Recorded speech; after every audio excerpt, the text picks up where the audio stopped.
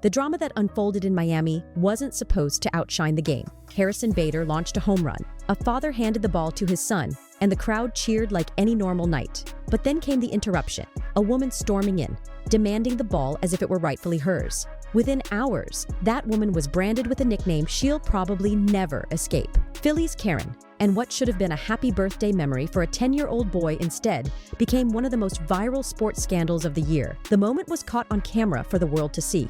Bader's ball had landed in the stands, where Drew Feltwell scrambled to secure it before placing it in his son Lincoln's glove. It should have been a perfect father-son bonding moment. But before Lincoln could even settle into his seat, a furious woman began screaming that the ball was hers. Eyewitnesses said she was vulgar, yelling directly into Drew's ear, insisting it was her section, her ball, her right. Drew stayed calm, not wanting the confrontation to escalate in front of his kids. And so, in a decision that would spark endless debates online, he handed the ball over to her. That's when the nickname was born. Within hours, social media christened her Phillies Karen, and the clip spread like wildfire. Viewers weren't just upset. They were stunned by how aggressive she was over what many considered just a souvenir. Fans argued that she hadn't caught the ball herself, and yet she claimed it so forcefully that it soured the entire moment. The Phillies and Marlins quickly tried to repair the damage. The team made sure Lincoln and his family didn't walk away empty-handed. Harrison Bader, the man who actually hit the home run, personally stepped in to make it right. He gifted Lincoln a signed bat and posed for pictures, while both organizations put together a package of merchandise and experiences. What started as a nightmare memory became a bittersweet one. Lincoln got more than a baseball. He got to meet a major league star. But the shadow of Phillies Karen was impossible to ignore. Meanwhile, the internet ran with the story. Memes flooded Twitter, TikTok, and Instagram. 3 fans even showed up to a Dodgers game dressed head to toe as Phillies Karen, complete with wigs, glasses, and hoodies. The Phillies official account reposted the photo, leaning into the absurdity. Over in Savannah, the Bananas, known for their playful antics,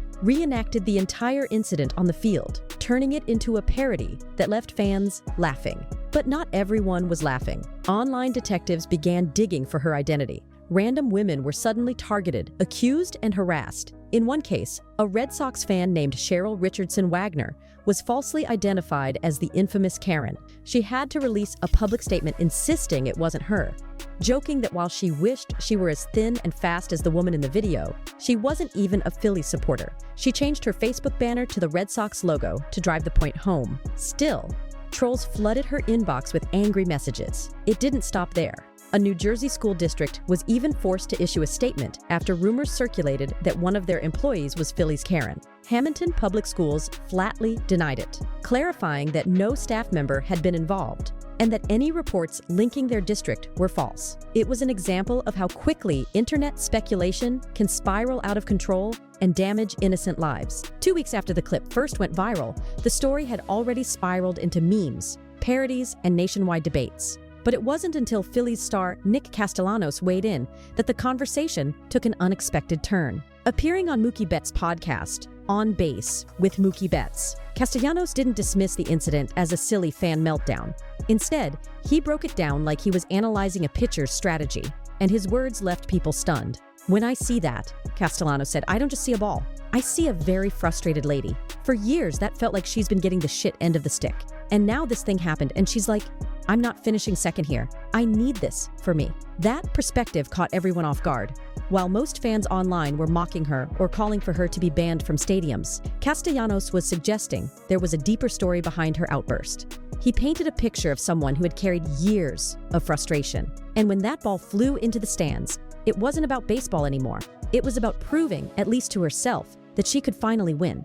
Betts, who had been laughing through the retelling of the viral moment, added fuel in his own way. "Man, she had a couple of demons in her," he joked, prompting laughter from the audience. But underneath the humor, there was a recognition. Both players understood that what looked like entitlement might have been desperation. Castellanos went further, comparing it to his own philosophy as a player. He explained that whenever he catches or secures a ball near the stands, his instinct is to make sure a kid gets it. "That's the memory that lasts," he said, hinting that what Phillies Karen did broke one of the unspoken rules of baseball culture. In his mind, her reaction wasn't just wrong.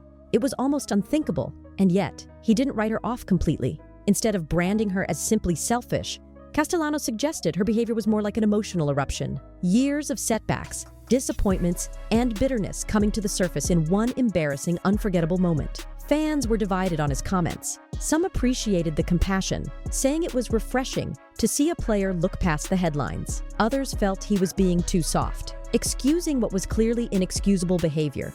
One fan on X summed it up perfectly. Castellanos just psychoanalyzed Phillies Karen like she was a Shakespeare character. By the end of the podcast, it was clear that Castellanos and Betts had done something no one else had. They shifted the conversation. What had been a straightforward case of viral outrage became something bigger, a debate over entitlement, frustration, and the invisible struggles people carry into public spaces. And whether you agreed with Castellanos or not, his words ensured the Phillies Karen saga would stay alive just a little longer. Drew Feltwell, the father caught in the middle, spoke out too. He admitted it wasn't fair what she did and confirmed she screamed vulgarities right in his ear. Still, he explained why he handed the ball over.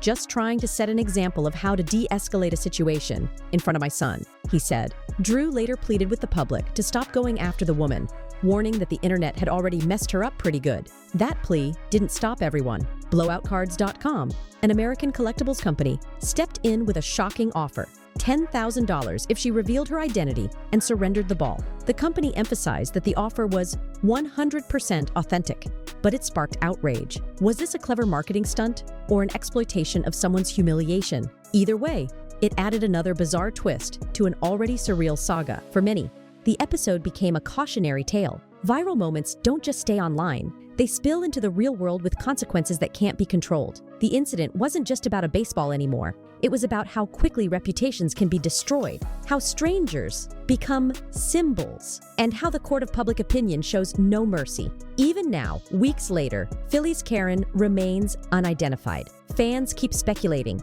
memes keep circulating, and costumes keep popping up at ballparks. And yet, the original message from Drew, to let it go and move on, seems to have been drowned out by the noise. What makes this story so gripping is that it's about more than just one woman. It's about the power of viral clips to reshape narratives. It's about the way sports culture thrives on drama, turning a child's birthday into a nationwide debate. And it's about how people like Castellanos can flip the script, suggesting maybe she wasn't just selfish, maybe she was desperate for a win in life. At the end of the day, Phillies Karen has become bigger than baseball. She's a meme, a Halloween costume, a punchline, and a symbol of internet frenzy. But behind all the jokes and outrage lies a human being who may have been having the worst day of her life. The question is, should the internet ever decide when someone has been punished enough? One ball, one moment, one viral clip, that's all it took. And while the Phillies season moves on, the story of Phillies Karen refuses to die. Maybe the real lesson isn't about baseball at all, but about how we choose to react when the spotlight lands on us, whether we asked for it or not.